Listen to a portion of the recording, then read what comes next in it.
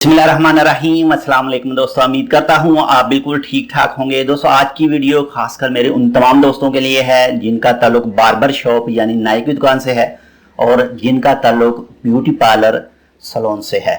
तो अगर आपका ताल्लुक भी इन दोनों शॉप से है या इस वक्त जो मौजूदा हालात में जो शॉप भी जो कारोबार बंद है अगर उनके हवाले से है तो आप इस वीडियो को देख सकते हैं।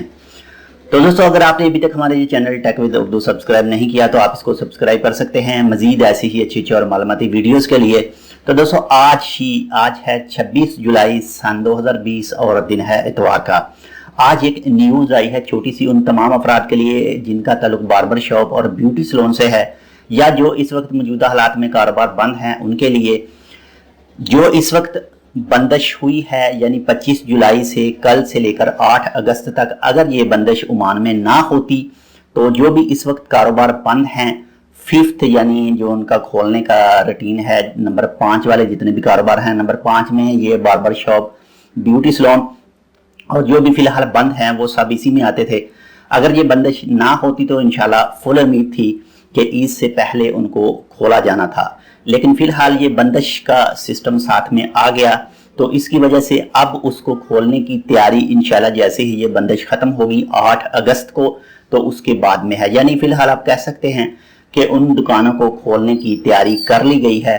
बस जैसे ही इंशाल्लाह ये बंदिश खत्म होगी तो बस दुआ ये करें कि ये बंदिश यहाँ तक 8 अगस्त तक ही रहे, उससे ज़्यादा मज़ीद आगे ना जाए। अगर उससे ज़्यादा मज़ीद आगे जाएगी तो ये शॉप्स और जितनी भी दूसरी शॉप्स हैं वो खोलने में तखीर हो सकती है। तो खुद भी दुआ करें और इसके साथ में दूसरों को भी कहें जिनका ताल्लुक इन शोबों से है ताकि उनके कारोबार दोबारा खुल सकें।